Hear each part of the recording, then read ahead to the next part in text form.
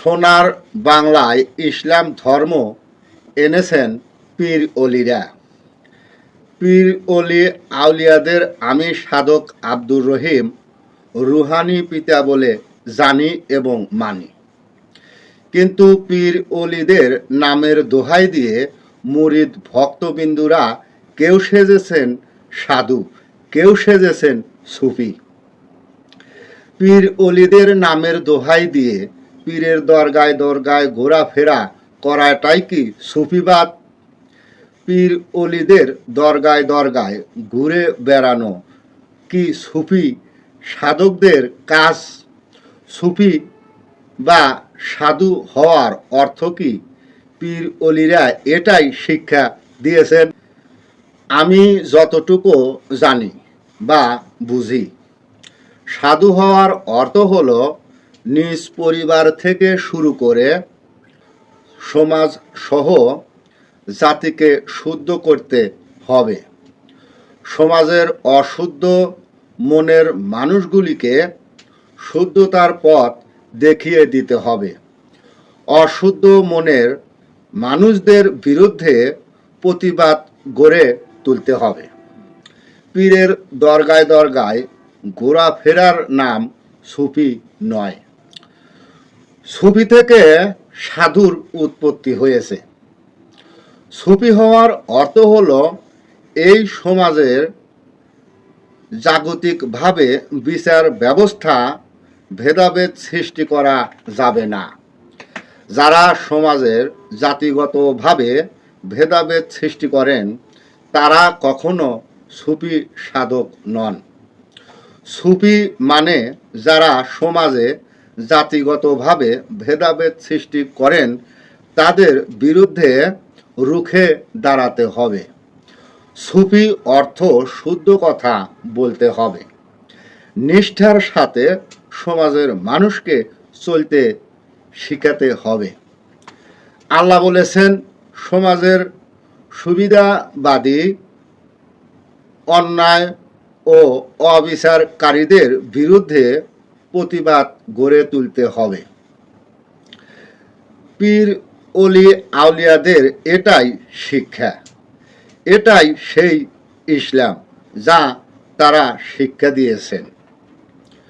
কিন্তু পীরের মুরিদ হয়ে মোল্লা মুন্সিদের মতো মন্ত্র পাঠ করা কোন পীরের শিক্ষা? সাধু হওয়ার অর্থ হলো আল্লাহ ও রাসূলের নিয়ম রীতির বাইরে চলা যাবে না। সাধুর মূল অর্থ হলো আল্লাহ ও রাসূলের নিয়ম রীতির বাইরে জীবিকা উপার্জন করা নিষেধ। সাধুর মূল নীতি হতে হবে অতিরিক্ত উপার্জন থেকে নিজেকে বিরতি রাখা। সাধু হওয়ার অর্থ হলো অন্যের উপার্জিত জিনিস নিজে ভক্ষণ করা নিষেধ। সাধু হওয়ার অর্থ যদি হয় আল্লাহ ও রাসূলকে দেখার বা পাবার কামনা বাসনা, তাহলে আগে নিজের মনের ময়লা পরিষ্কার করতে হবে। তারপর অন্যায় অবিচারকারী ব্যক্তিদের বিরুদ্ধে প্রতিবাদ করতে হবে। পৃথিবীতে সঠিক ইসলাম প্রতিষ্ঠিত করার লক্ষ্য নিয়ে জীবন অতিবাহিত করতে হবে। আল্লাহ ও রাসূলকে সামনে দেখার একমাত্র এটাই রাস্তা এবং হাকিকত। তার পাশাপাশি আপনি আল্লাহ ও রাসূলকে পাওয়ার জন্য সাধনা করতে পারেন, কিন্তু মনের ময়লা পরিষ্কার না করে সমাজের অন্ধ মানুষকে আলোর পথ না দেখিয়ে ঘুষখোর সুদখোরের সাথে সমাজবদ্ধতা হয়ে 12 রকমের সবজি দিয়ে তরকারি পাকিয়ে বগা ঢল খিচুড়ি খেয়ে নাম দিয়েছেন সাধুখানা। গলায় রাসূল নামের তসবিহ না পড়ে হরেক রকমের জঙ্গলি ফল গলায় ঝুলিয়ে নিজের নাম দিয়েছেন সাধু। এমন সাধু সেজেছেন আপনি কোন নবীকে পাওয়ার আশায়?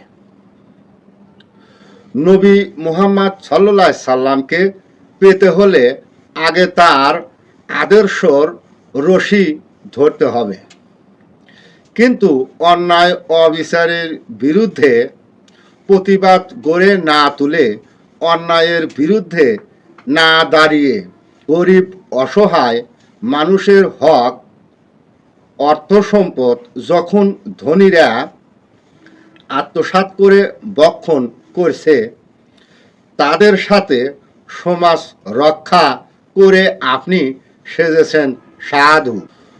অন্যায়ের বিরুদ্ধে না দাঁড়িয়ে, ন্যায় নীতির কথা না বলে, আত্মসিদ্ধির কথা না বলে আপনি সেজেছেন সাধু। হে সাধু সাহেব, আপনি কোন নবীর সামনে দাঁড়াবেন? নবীর সামনে দাঁড়িয়ে নবী মুহাম্মদ সাল্লাল্লাহু আলাইহি সাল্লাম এর কাছে জবাব দিতে পারবেন?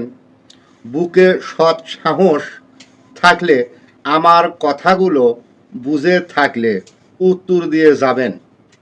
সর্বশেষ বলতে চাই, আপনারা যেই ইসলাম প্রচার করছেন, এই ইসলাম পীর ওলিদের নয়।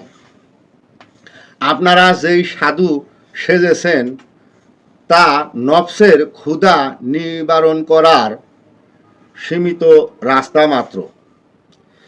আত্মসিদ্ধি অর্জনকারী সাধু আপনারা নন।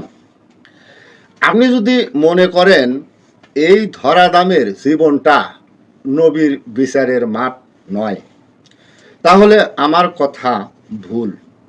আর যদি মনে করেন এটাও নবীর বিচারের ধরাধামের মাঠ, তাহলে উত্তর দিয়ে যাবেন, আপনি কিভাবে সাধু হলেন। ধন্যবাদ। কমেন্ট করে যাবেন আপনি কিভাবে সাধু হলেন।